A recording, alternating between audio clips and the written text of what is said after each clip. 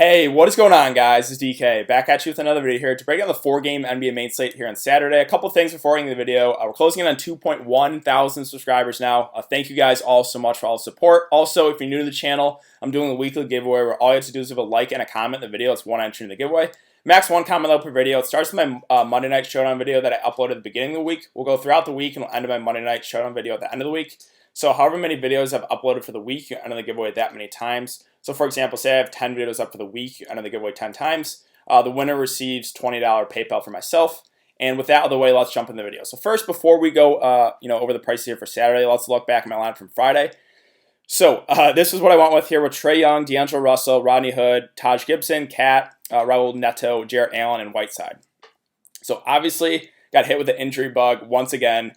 Not going to let that get too down because, still had a great night with Rodney Hood getting one fantasy point. The value was pretty tough to come by last night. There was not a whole lot. When Taj Gibson got announced starting and Raul Neto, those are kind of the two top value plays. I'm surprised Taj Gibson was only 2% owned in this tournament.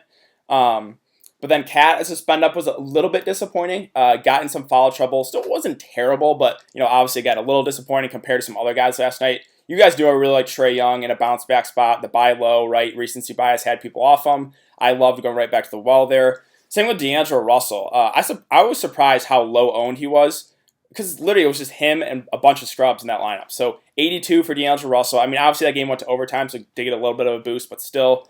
And then Jarrett Allen, once DeAndre Jordan got rolled out, I really liked him as well as Whiteside.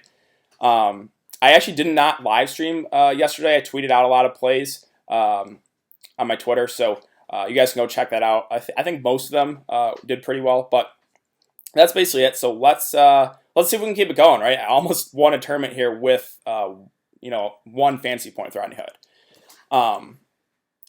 But yeah, let's take a look at the slate for today. It's actually a pretty good 4-game slate. A lot of pretty high over/under games. We did get some value opening up too. Porzingis is actually out for rest. So let's look at the over/unders and the spreads before we look at the prices. So the Boston-San Antonio game is the 4 o'clock game. That's not included on the main slate. So the main slate there's 4 games. One of them's not on here. It looks like the Mavs game, I think. Yeah, because Porzingis is out for rest. But Pelicans-Hornets here is at 229.5 with the Pelicans favored by 1.5. Golden State and the OKC is at 216.5 with OKC favored by 12. Houston and Chicago is at 234 with Houston favored by 6.5. So we'll start at center today. Again, obviously the big value right now is Porzingis is out for rest. So that's be a boost to guys like Dwight Powell will get a boost. Maxi Kleber should get some more run. Good luck to guys like Justin Jackson and Dorian Finney-Smith. Those are lower usage guys. I think my preferred targets here would be Maxi Kleber and Dwight Powell because Memphis does run big, right? They got Jonas Valanciunas, Jaren Jackson Jr., Brandon Clark. So Dallas will have to play those bigs probably a good amount of minutes. So again, no Porzingis. Capella here got the price bump.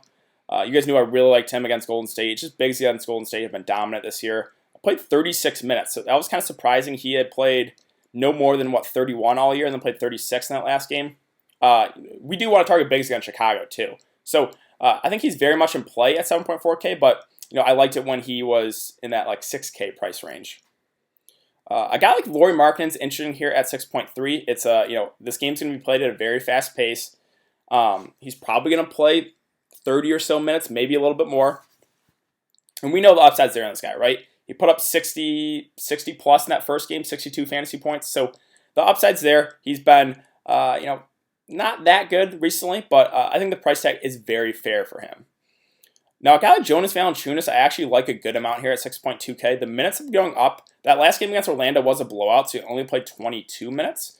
But before that, it was going up 24, 24, 27. So if he's going to get close to 30 minutes, in a game against Dallas, going up with Dwight Powell or Maxi Kleber, I think Jonas Valanciunas could have a big day at this price tag. So I like him a good amount here in the mid-range. Definitely one of my favorite plays.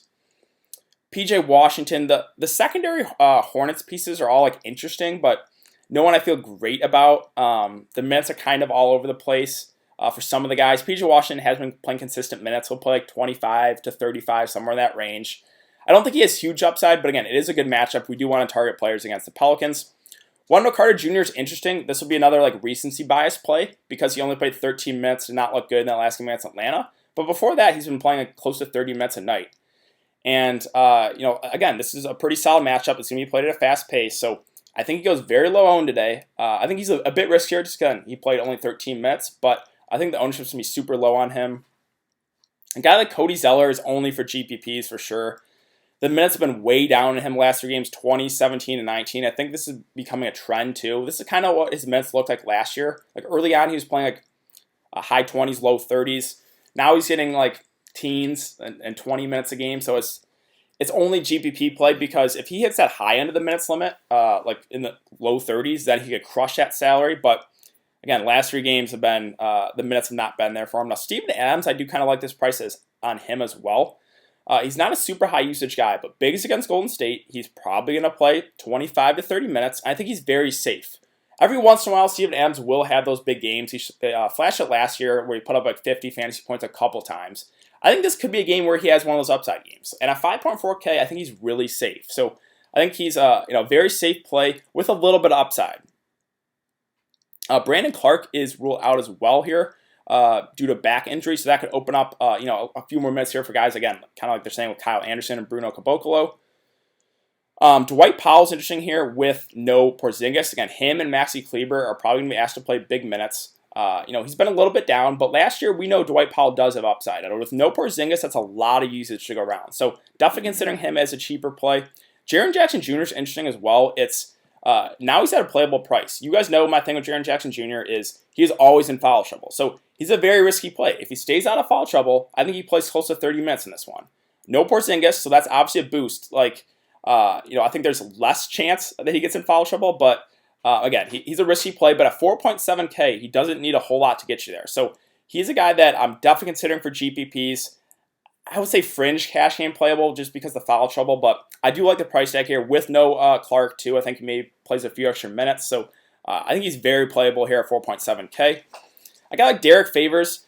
I think I would only go there if he starts. The minutes have kind of been down on him. Okafor starting, only playing 15 or so minutes, and Favors is getting a little bit of run, so no one's super appealing. If Favors starts, I might have interest in him, but as of right now, I think it's a pass.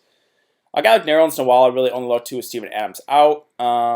Maxi Kleber is very interesting here at 4.1K. I think him and Dwight Powell are probably going to be asked to play 30 or so minutes, maybe a little bit more. And again, with no Porzingis, that's a lot of usage to go around. Obviously, Doncic should be the go-to guy, but these guys like Kleber and Dwight Powell are going to have to step up. So I think that's where we can get some value on the slate as of right now. Willie Cauley-Stein is actually interesting too at this price point at 3.9K. So the minutes haven't been huge on him. Those Golden State bigs are not super appealing with with Willie Cauley-Stein, Marquise Chris and Spellman, but I think Willie Cauley-Stein has the most upside. Now, he's not going to play huge minutes, right? That game went to overtime, so he's probably only on pace for 20. But if he gets like 20 to 22 minutes at 3.9K, I think he's very much in play as a value guy. Okafor, again, it's just the minutes for the Pelicans bigs have been down. Like he's starting, playing 15 to 20. I mean, he's viable. Again, kind of the same thing with Favors, but no one like super appealing. I think I would rather take a shot in like Willie Cauley-Stein or one of those Dallas bigs personally. Bismack Biyombo has been getting a little extra run here with played 14 minutes in that last one, but again, it's kind of Cody Zeller getting limited. Bismack Biyombo, I don't think I want to go there. Caboclo again could get some extra run here at 3.3K with no Brandon Clark. He saw 24 minutes in the game against Houston, I believe. One of those, I think Jaren Jackson Jr. was out in that one, so. He's viable, again, and not a guy that can play huge minutes, but I think he's okay as a value play.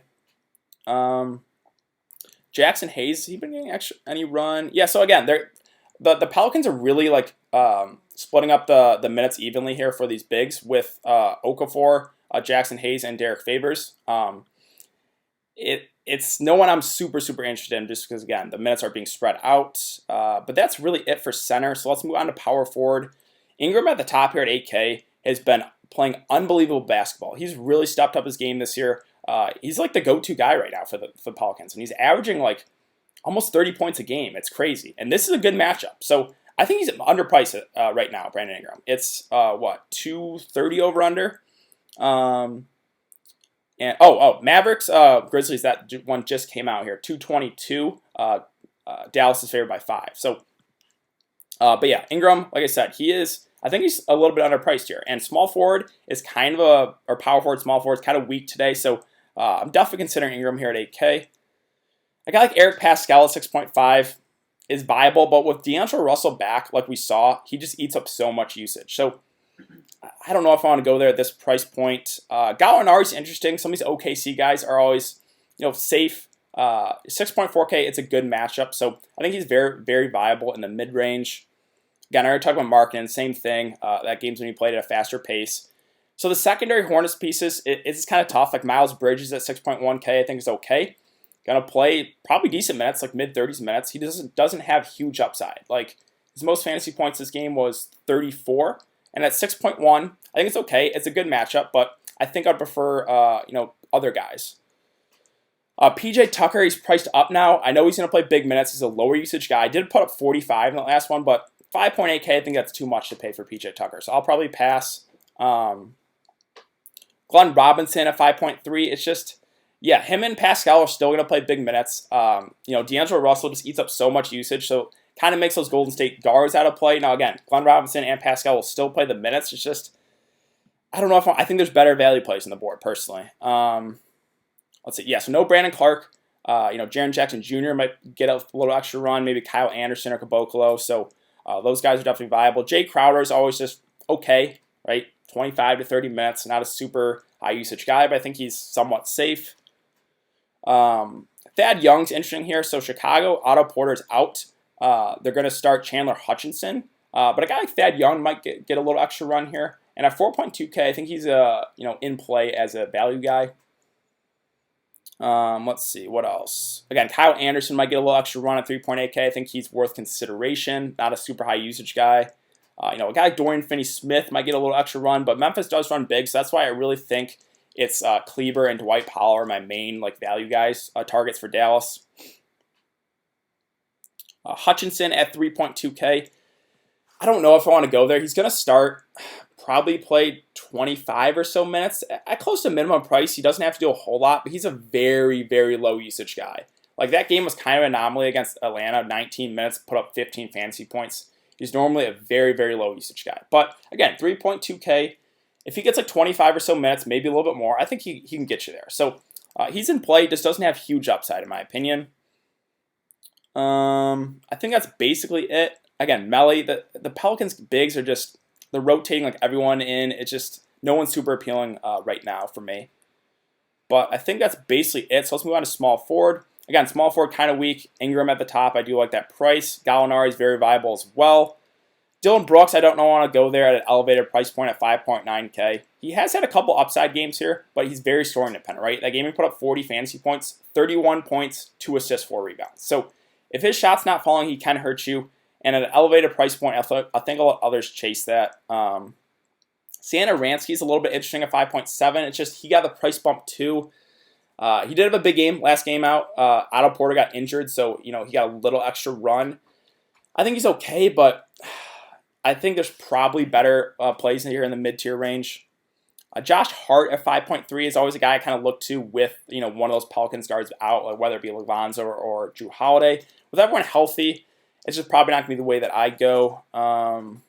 Let's see, what else? Again, those secondary Golden State guards like Damian Lee, Burks, they're okay, but it's just D'Angelo Russell eats up so much of that usage. Dwayne Bacon is very up and down. The minutes are all over the place. It's a good matchup, but you just don't know. Again, kind of only suited for tournaments. Eric Gordon listed as questionable. If he misses, you could look. I mean, that would be a slight boost to a guy like Daniel House, but again, he's kind of scoring dependent. I don't know if I want to go there, and that's in the slate. Let's see. I think that's kind of it for small forward. Yeah. So let's move on to shooting guard. Harden at the top here at 11.8K. He obviously has the most upside of anyone on the slate. It's whether or not you feel comfortable enough getting value plays in there to squeeze them in. I think there are, right? There are a couple value guys here. You got a lower usage guy like Chandler Hutchinson in the starting lineup. You got those 2 Dallas bigs. A couple other guys we'll talk about in a bit. But again, he has the highest upside. It's a great matchup against Chicago.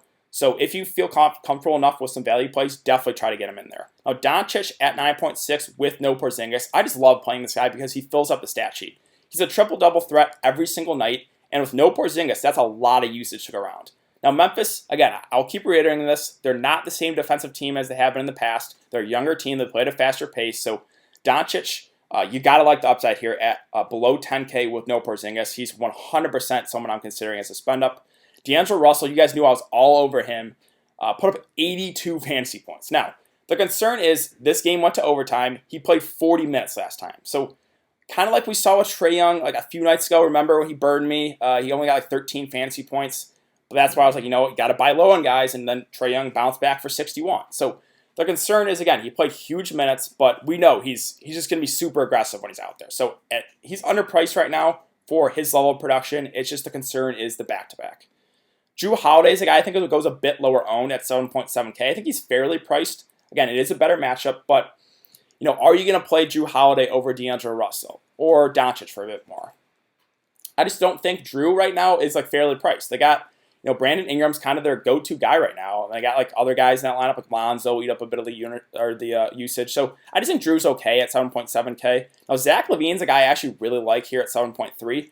This game's going to be played at a really fast pace, right? We see it. We saw it with Houston all the time. They just play it super, super fast. You know, if Chicago's going to if they're going to stay in this game, I think LaVine's going to have a big game. And we know he has upside. We know he's going to jack the ball a bunch, right? He's going to shoot the ball probably 15 to 20 times. And probably going to have like Harden on him defensively. So that's a really good matchup at a pretty fair price tag. I do like Zach LaVine a good amount here at 7.3K. SGA. So deciding between like SGA and Chris Paul, I think I would lean towards SGA. It's close. They're very similar price points. I think I would just lean towards SGA because he's playing more minutes. Chris Paul, like 28 to 32 range. SGA is like mid-30s. So, again, very, very similar. SGA is a little more expensive, but I think I like the upside a bit more on him versus Chris Paul. Now, Devontae Graham is, the price keeps going up, but he has been amazing this year. He's going to play 30 or so minutes off the bench, maybe a little bit more. They're playing him alongside Rozier. And right now at 6.7K, it seems like a lot to pay for him, but it's a great matchup and he's playing great basketball. So if you want to continue to ride that hot streak, you definitely can. I think he's viable still at an elevated price point. Schroeder's a guy only for GPPs at 5.6K. He's going to come off the bench, going to play closer to 30 minutes, and he's another guy. We know he's going to shoot the ball a ton. So very much in play. It's a great matchup. We know Schroeder has upside. And at 5.6K, I think he's more suited for GPPs, but man, we know he can get a 40-50 fantasy point upside in this game. Again, Lee Burks not super high on with D'Angelo Russell playing. The back or the second string here for Chicago, like Kobe White, Chris Dunn, I think are okay. The minutes have been going up on Kobe White, 24, 24, and 30 last game. That game did blow out. I think in a close game he plays like low to mid 20s, so he's viable at 4.3K. Again, he can kind of be scoring dependent at times, but we know the upside is there. He's put up 30 fantasy points a few times. It's a good matchup, so he's okay as a value play. Diallo's interesting here as well at 4.1 coming out the bench. He's been playing really solid. He's been playing big minutes too, like 29, 22, played 32 in that last game. And at 4.1K, I think he's a very, very solid value play. Again, like we got guys like him, Chandler Hutchinson, those Dallas bigs. So definitely someone I'm considering as a cheap play. The secondary Dallas pieces, like the guards at least, the minutes are just so all over the place. Like Hardaway, Brunson, DeLon Wright, it's so hard to trust these guys. And Rick Carlisle, again, the rotation is very inconsistent besides like Doncic, and obviously we got no Porzingis, but I think those two bigs are going to have to play big minutes with Powell and Kleber. Doncic we know is going to play big minutes, but everyone else, it's very unpredictable. So yeah, I think he's okay, but I think I prefer other value plays. Same with DeLon Wright. It's just the minutes are all over the place. 28, 13, 26. If he plays closer to 30 minutes, I would really like him, but I don't think that's guaranteed. So yeah, they're okay. It's just whether or not they're going to play the minutes or not. Let's see. Same thing with Brunson. Like they're all in the similar price point. Brunson, Hardaway, DeLon Wright. It's just, yeah, the minutes have been down in Brunson too, like 6 and 16 last couple games, but before that played 30. So it's just, you just don't know what the rotation is going to be like for these Dallas guards. So it's kind of hard to target them. Austin Rivers might play a few extra minutes if Eric Gordon misses, but I don't know if I would want to go there even at a pretty cheap price tag. NAW, what is his minutes like? He played 16 that last game. Like, if I knew he was going to play close to 20 minutes, I'd really like him. But again, the minutes 8 and 4 before that, I just don't think we have to go there on the slate. I think that's basically it. So let's move on to point guard. Again, Harden, if you can fit him in there, we know he has the most upside in the slate. Doncic, I really like that too with no Porzingis. So, and then Russell Westbrook's a guy I think goes a bit lower owned, but the price is very, very, very appealing here at 9K. I think he got injured in the last game against Golden State, but nothing has come up in the injury report yet. But again, Westbrook before the game he got injured, and then that game blew out against Miami. Before that, he's putting up at least 50 fantasy points every single night. So at 9K in a good matchup against Chicago, if he's going to play, yeah, I really like Westbrook here at a discounted price point. Again, it's really hard because there's a lot of studs in good spots here. Again, Harden, you got Doncic, no Porzingis, and you got a cheap Westbrook. So you're going to have to make some tough decisions with those studs for sure. And then D'Angelo Russell, right, with playing with a bunch of scrubs. Let's see, Terry Rozier is very interesting for me at 7K. I think he's only suited for tournaments, but this is like the same situation as Trae Young the other night, right? Trae Young had a bust game, recency bias. He was like 10% owned in a great match against Sacramento, and he put up 60 fantasy points. Now, Rozier, this is the best possible matchup. I know he just did a complete dud, right? 9 fantasy points, 1 of 11, only played 26 minutes. Before that, he was mid-30s minutes, even played 43 in the last game against the Pacers. And this is the best possible matchup. So I think he goes super, super low owned. I think he's only in play for GPPs. But I still think the upside's there on this guy. And again, recency bias will have people off him. And it kind of it's kind of tough to play him, right? When you got guys like Levine, D'Angelo Russell, Westbrook, Doncic, Harden. So again, this is only GPP play, but I think you get him at like 5% owned, maybe less, in literally the best possible matchup. So again, wouldn't mind buying low there just because I know the ownership's going to be super low and it's a great matchup. Chris Paul at 6.8 against Golden State. Another, again, really good matchup. It's really close with him and SGA, right? SGA's a couple hundred more. Again, Chris Paul is only going to play like 28 to 32 minutes, and then SGA is going to play 36. So it's a really close call. I think, again, if you want to go Chris Paul, I'm not going to talk you off him. I think I would slightly lean towards SGA if I'm picking between the two, but it's very, very close. Again, Devontae Graham, you can very much go there. He's been great off the bench. They're playing alongside Rozier. Lonzo Ball, I think this news just came out here, will not play in Saturday's game. Okay, so this is actually pretty big. So with no Lonzo Ball, I think they're probably going to start. Let me go to the Pelicans here. So no Lonzo, they could start, maybe Josh Hart at the 2 and move Drew to the 1. They could start Frank Jackson, or now NAW is very much in play here, because whenever we know NAW is going to get decent run, then he can crush that salary, right? He's a guy in the preseason that whenever he got minutes, he was unbelievable. So now he's someone I'm very, very much considering here at 3.2K. Frank Jackson starts, he would be a guy that I really like as a value play. So I think whoever starts is the safest option here for the Pelicans. Again, they could start Josh Hart at the 2, move Drew to the 1. They could start Frank Jackson at the 1. I think NAW gets more minutes no matter what. So now this is a situation where I really like some of these value guys for the Hornets, or for the Pelicans at least, and we should see, hopefully they come out with a starting lineup. Whoever starts, I think, is the safest option. But again, if NAW comes out the bench, I still really like him as a value play, because whenever he gets minutes, I think there's, again, Lonzo Ball is playing, 25 to 30 minutes a night. So those minutes have to go somewhere. My best guess is probably going to be Frank Jackson picks up the start. And, if he starts, he's very, very, very, very, very viable here at 3.4K. Probably one of my favorite value plays. So we'll see who they start. But either way, a lot of these Pelicans guards are very much viable. Also, that's why it's important, guys, to follow me on Twitter. That will be in the description below. I'll give my thoughts as we get this, news, starting lineup, stuff like that, as well as check the live stream. I'll probably be live streaming for this 4-game slate 30 minutes before lock. So if you guys are interested, it's just on my YouTube channel. But yeah, back to point guard here. Again, Schroeder, I like him as a GPP play a lot. Those Pelicans guards, we'll see who they start, but now they're very, very much viable. Let's see. Bowman, it's just, with D'Angelo Russell back, the minutes are way down. I just don't want to target any of those Golden State guys besides D'Angelo Russell. Now, if D'Angelo Russell misses, maybe they rest him this game because he played 40 minutes, then we could go back to the ball of those Golden State guys. Let's see. I think that's basically it, though. So yeah, basically summing it up, guys, the value plays. You got those 2 Dallas bigs for sure. You could go to a lower usage Chandler Hutchinson. I'm not super, super high on him, but the Pelicans guards get a huge boost in Alonzo. So whoever picks up that start, whether it be Frank Jackson, Josh Hart, NAW, I think, is going to get more minutes no matter what. Those guys are very, very much viable for cheap options in the slate. But I think that's going to do it for today's video, guys. So if you have been enjoying the content, would really appreciate if you could like this video and subscribe. Again, if you want to get entered in the giveaway, all you do is like and a comment in the video. It's one to the giveaway. Again, I will be live streaming 30 minutes before lock on my YouTube channel, so very important to check out the live stream as well as follow me on Twitter. But thanks again, guys. I will have a video up for, I think we got a decent sized slate on Sunday's NBA slate, so I'll have that video up probably later tonight. If you guys are interested in NFL, I already uploaded my look at the Week 10 main slate. But yeah, that's basically it. So thanks again, guys. I really appreciate it, and I will see you later.